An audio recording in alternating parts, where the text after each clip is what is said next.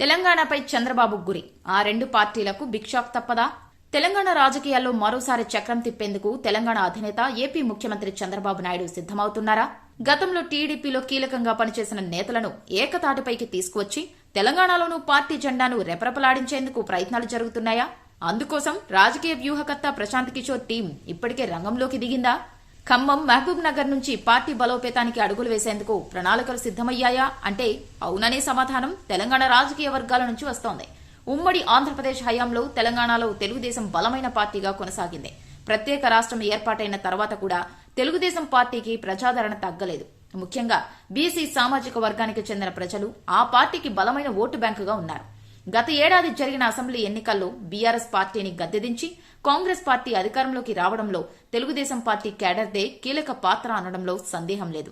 తెలంగాణలో రాజకీయాలను తారుమారు చేయగలిగే సత్తా ఉన్న తెలుగుదేశం పార్టీని రాష్ట్రంలో మరింత బలోపేతం చేసేందుకు చంద్రబాబు ప్రయత్నాలు షురూ చేసినట్లు తెలుస్తోంది. ఇప్పటికే తెలంగాణలోని పలువురు ముఖ్య నేతలతో చంద్రబాబు మంతనాలు జరిపినట్లు ప్రచారం జరుగుతోంది. వచ్చే 2 ఏళ్లలో జిల్లాల వారీగా పార్టీని బలోపేతం చేయడమే చంద్రబాబు, లోకేష్ లక్ష్యంగా పెట్టుకున్నట్లుగా తెలుస్తోంది.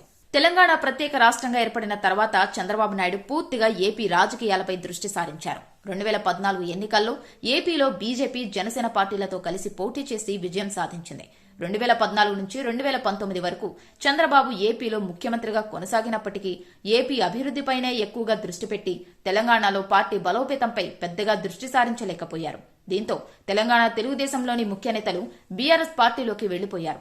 అయితే కీలక నేతలంతా పార్టీని వీడినప్పటికీ క్యాడర్ మాత్రం చెక్కు చెదరలేదు. 2018 తెలంగాణ అసెంబ్లీ ఎన్నికల్లో కాంగ్రెస్ పార్టీ ఆధ్వర్యంలోని ప్రజాకూటమి తరపున టీడీపీ ఎన్నికల బరిలోకి దిగింది.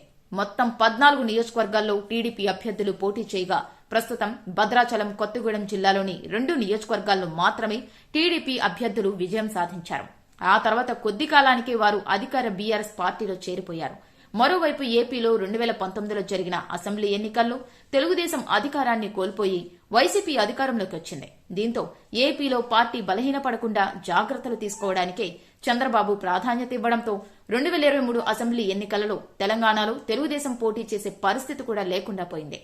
అయితే ఏపీలో చంద్రబాబు అరెస్ట్ అయిన సమయంలో తెలంగాణలోనూ పెద్ద ఎత్తున ప్రజలు రోడ్లపైకొచ్చి నిరసనలు తెలిపేందుకు ప్రయత్నించారు. ముఖ్యంగా హైదరాబాద్లోని ఐటీ ఉద్యోగులు రోడ్లపైకి వచ్చి చంద్రబాబు అరెస్టును ఖండించారు. ఈ క్రమంలో అప్పట్లో అధికారంలో ఉన్న బీఆర్ఎస్ ప్రభుత్వం నిరసన తెలిపేందుకు అనుమతి ఇవ్వలేదు. పైగా ఏపీలో చంద్రబాబు అరెస్ట్ అయితే మా రాష్ట్రంలో నిరసనలు ఎందుకు చేస్తున్నారు అంటూ కేటీఆర్ ఆగ్రహం వ్యక్తం చేశారు. దీంతో తెలంగాణలోని తెలుగుదేశం సానుభూతి పరులంతా ఏకతాటిపైకొచ్చారు. తెలంగాణలో 2023లో జరిగిన అసెంబ్లీ ఎన్నికల్లో పోటీకి తెలుగుదేశం దూరంగా ఉంది.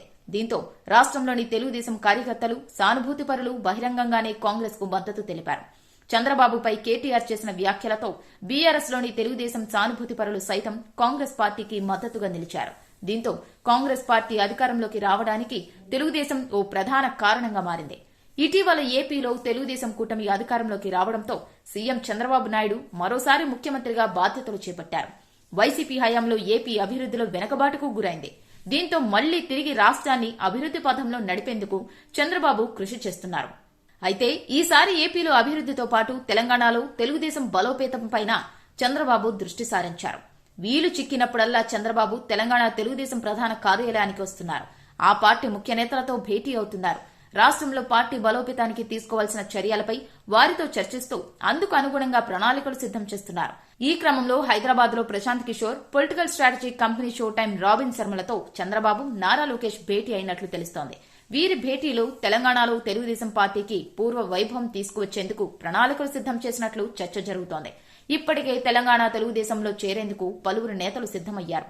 తీగల కృష్ణారెడ్డి తాను తెలుగుదేశం పార్టీలో చేరతానని ప్రకటించడమే కాకుండా ఇప్పటికే చంద్రబాబుతో భేటీ అయిన సంగతి తెలిసిందే. గతంలో టీడీపీలో కీలకంగా పనిచేసిన పలువురు నేతలు మళ్లీ సొంత గూటికి వచ్చేందుకు సిద్దమవుతున్నారని, రాబోయే కాలంలో తెలంగాణలో టీడీపీ పూర్వ వైభవం సంతరించుకోవడం ఖాయమని ఆ పార్టీ నేతలు పేర్కొంటున్నారు. తెలంగాణలో టీడీపీ పూర్వ వైభవాన్ని సంతరించుకుంటే అధికార కాంగ్రెస్ పార్టీతో పాటు బీఆర్ఎస్ పార్టీకి ఇబ్బందికర పరిస్థితులు ఎదురవుతాయని రాజకీయ పరిశీలకులు విశ్లేషిస్తున్నారు. బీఆర్ఎస్ పార్టీలో తెలుగుదేశం నుంచి వెళ్లిన కేడరే అధికంగా ఉంది. రాష్ట్రంలో తెలుగుదేశం మళ్లీ బలోపేతం అయితే వారంతా తిరిగి సొంత గుటికి చేరే అవకాశాలే మెండుగా ఉన్నాయి. మరోవైపు గత ఎన్నికల్లో కాంగ్రెస్ పార్టీకి విజయంలో తెలుగుదేశం కేడర్ కీలక భూమిక పోషించింది. వారంతా వచ్చే ఎన్నికల సమయం నాటికి పూర్తిగా తెలుగుదేశం పార్టీకే మద్దతుగా నిలుస్తారు అనడంలో సందేహం లేదు.